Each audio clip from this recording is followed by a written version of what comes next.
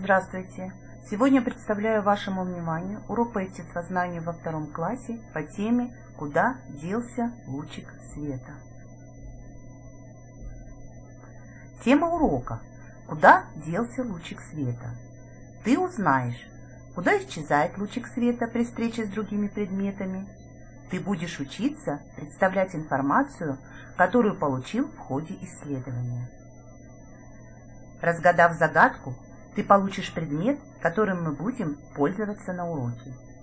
Если свет погаснет вдруг, у меня есть верный друг. С ним мне ничего не страшно. Я иду вперед отважно. Правильно. Это фонарик. Как связать данный предмет с темой сегодняшнего урока? Все верно. Будем искусственно получать луч света и проверять, как он будет вести себя при встрече с другими предметами. Солнечный луч распространяется прямой линией и, встречаясь с преградами, ведет себя по-разному.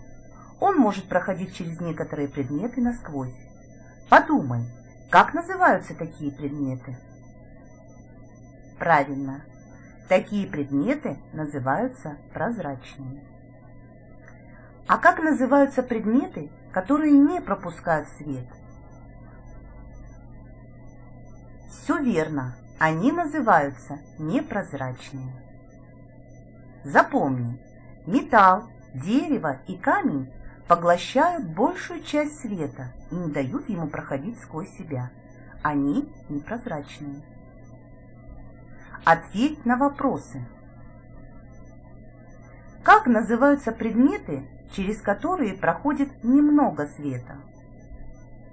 Правильно, полупрозрачные. К какой группе предметов можно отнести облака? Все верно, облака полупрозрачные. Посмотри на картинки, сделай вывод и запиши в рабочую тетрадь. Где человек использует свойства прозрачности предметов?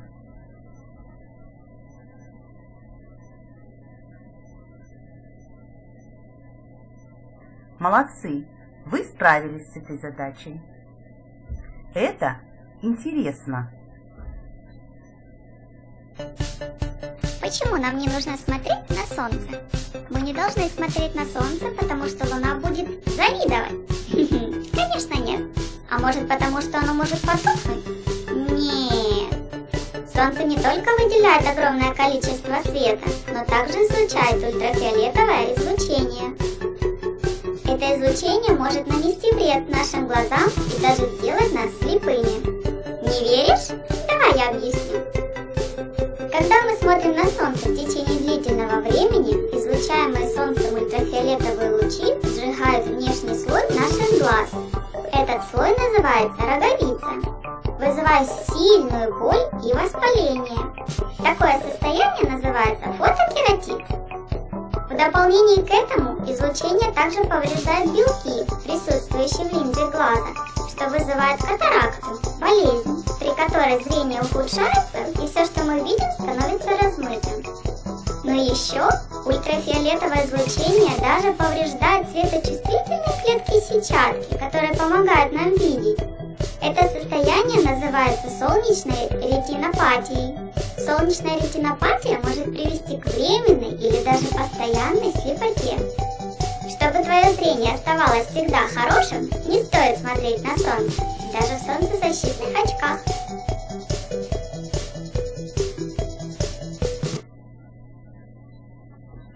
Проведи эксперименты. Докажи прозрачность с помощью луча света. Используй фонарик. Сделай вывод.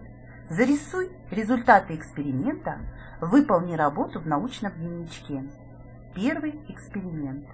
Цель. Определить прозрачность пустого стакана. Гипотеза. Предположим, стакан прозрачный, полупрозрачный, непрозрачный. Ресурсы. Пустой стакан, фонарь.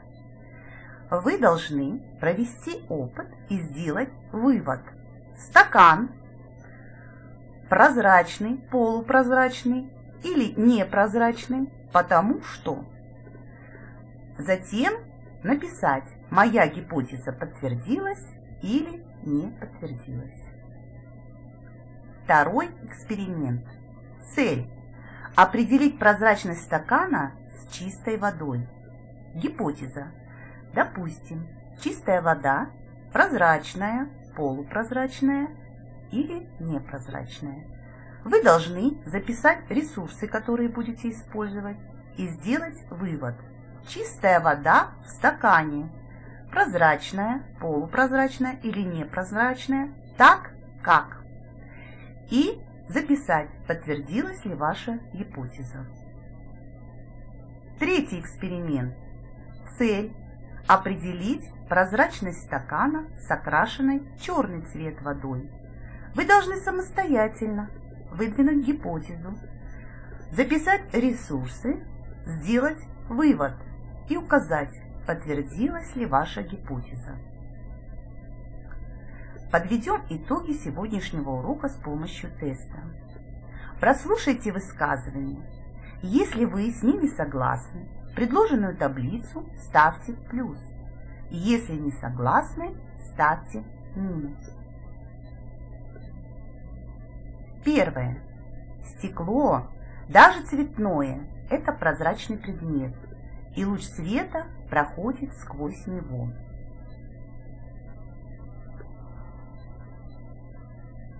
Второе.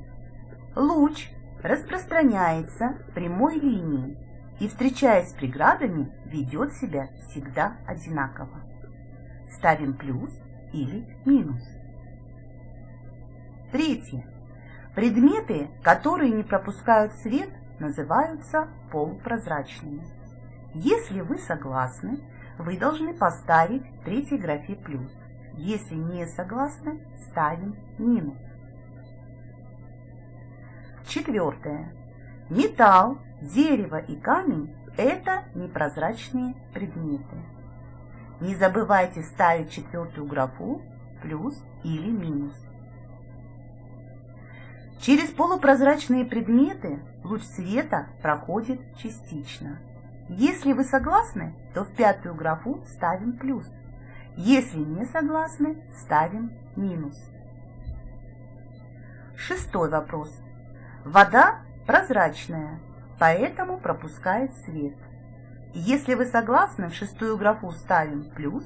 Если не согласны, ставим минус. И последний, седьмой вопрос. Облака частично пропускают солнечные лучи, так как они полупрозрачные. Если вы согласны, ставите плюс в седьмую графу.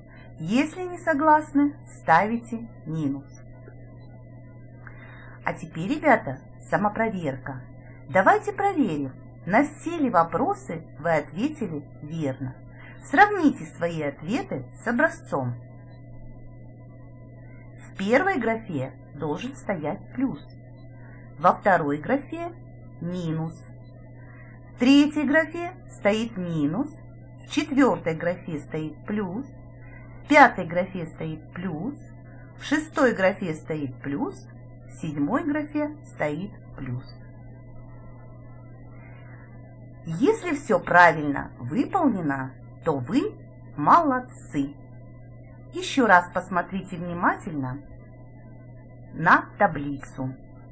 И если вы справились со всеми заданиями, значит вы хорошо усвоили всю тему. Ребята, все задания старайтесь делать сами. Но если возникнут трудности, можете обратиться за помощью к родителям или учителю. Сфотографируйте свою работу и отправьте на проверку. У вас все получится. Удачи!